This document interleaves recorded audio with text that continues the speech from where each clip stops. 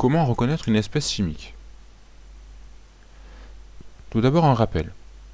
Qu'est-ce qu'un corps pur? Eh bien, c'est une substance qui ne contient qu'une seule espèce chimique, qui est donc représentée par sa formule chimique. Par exemple, dans le cas de l'eau, je n'ai que de les molécules d'eau, donc je représente, dont la molécule, la formule est H2O. Dans le cas du glucose, je n'ai qu'une seule espèce chimique, ici le glucose, donc représenté par sa formule, ici entre parenthèses. Le mélange, lui, ne contient pas qu'un seul type de molécules, donc qu'un seul type d'espèce chimique, il en contient plusieurs. Par exemple, une solution aqueuse de glucose contient à la fois les molécules d'eau et les molécules de glucose. Pourquoi parler de mélange?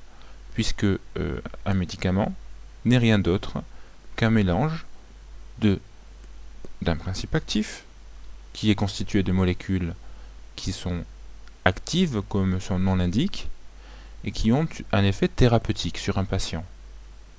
Le médicament est un mélange donc de principes actifs et d'un excipient. L'excipient, lui, n'a aucune fonction thérapeutique, il ne sert qu'à enrober le médicament. Alors, comment reconnaître une espèce chimique? Si j'ai deux tubes à essai, représentés ici, avec deux liquides incolores, je sais que dans ces deux liquides, parmi ces deux, il y en a un qui est de l'eau et l'autre le cyclohexane. Comment savoir qui est qui? Eh bien, pour répondre à cette question, faisons une petite expérience. Si nous mélangeons ces deux tubes, on constate qu'à l'interface entre les deux se forme une surface. On dit que les deux liquides ne se mélangent pas, on dit qu'ils sont non miscibles. Le liquide le moins dense se situe au-dessus, alors que le liquide le plus dense vient se placer en dessous. Alors comment savoir qui est le plus dense? Réalisons une autre expérience. Si je place une bouteille de 1 litre, que je la remplis d'eau et que je mesure sa masse à l'aide d'une balance, celle-ci va afficher une valeur de 1000 grammes. Dans le cas du cyclohexane, la même expérience me ferait afficher au niveau de la balance une masse de 779 grammes. Dans le cas de l'eau, on dit que 1000 grammes occupe 1 litre. On dit aussi que sa masse volumique est de 1000 grammes par litre. Et on note ρ de l'eau égale 1000 grammes par litre. Cette lettre représente ce qu'on appelle la masse volumique. C'est son symbole.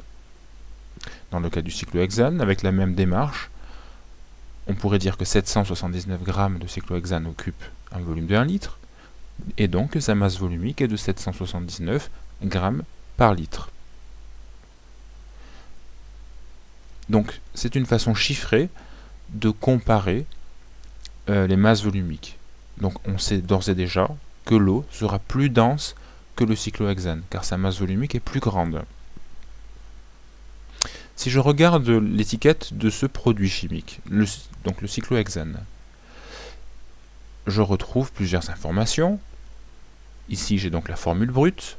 En effet, si j'observe le modèle éclaté et compact, je constate qu'il y a bien 6 carbones qui sont représentés en noir, rappelons-le, et 12 atomes d'hydrogène qui eux sont représentés en blanc. On le voit mieux sur la formule, sur le modèle éclaté. La deuxième donnée est le grand M, c'est la masse molaire. Un simple calcul permet de la retrouver. On a donc une masse molaire de 84,16 g par mol. Et nous avons 3 autres informations. Parmi ces 3 informations, il y en a une qui me renseigne sur la masse volumique. Et cette information, c'est la densité. Alors qu'est-ce que la densité? Par définition, la densité d'une espèce chimique, ici du cyclohexane, ça va être sa masse volumique divisée par la masse volumique de l'eau. Les unités, eh bien les masses volumiques s'expriment en grammes par litre, comme cela a été précisé juste avant, et la densité, elle, comme c'est un rapport de 2 masses volumiques, elle est sans unité. Si je calcule la densité, en reprenant l'exemple de tout à l'heure, la densité du cyclohexane, on a dit que c'était la masse volumique du cyclohexane sur celle de l'eau. Celle du cyclohexane est de 779, et celle de l'eau est de 1000. Donc, un calcul me donne ce résultat-là. On retrouve en effet la valeur qui est indiquée sur l'étiquette. Donc la densité, c'est une façon de remonter jusqu'à la masse volumique. Comment reconnaître une espèce chimique? Deuxième façon. À part la densité, il est possible de différencier ces deux espèces en les chauffant. Alors en les chauffant séparément et en accédant aux températures d'ébullition. Donc comment faire?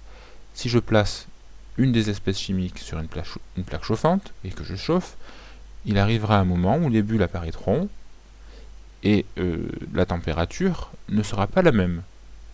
Dans le cas de l'eau, les premières bulles apparaîtront à 100 degrés Celsius. Donc si je suis l'évolution de la température en fonction du temps, on observerait une courbe avec un palier qui se situe à 100 degrés Celsius. Dans le cas du cyclohexane, la même expérience me montrerait que la première bulle apparaîtrait à 80 degrés Celsius et donc que la courbe serait la suivante. Le palier apparaîtrait à une température de 80 degrés Celsius, donc inférieure à celle de l'eau.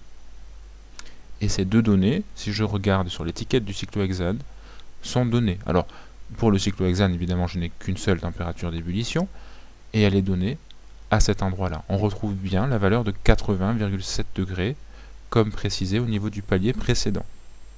En réalité, on pourrait aussi reconnaître les corps purs, non pas par leur température d'ébullition, PE signifie point d'ébullition, mais on pourrait également les différencier par leur point de fusion, c'est-à-dire à quelle température on arrive à passer de l'état solide à l'état liquide.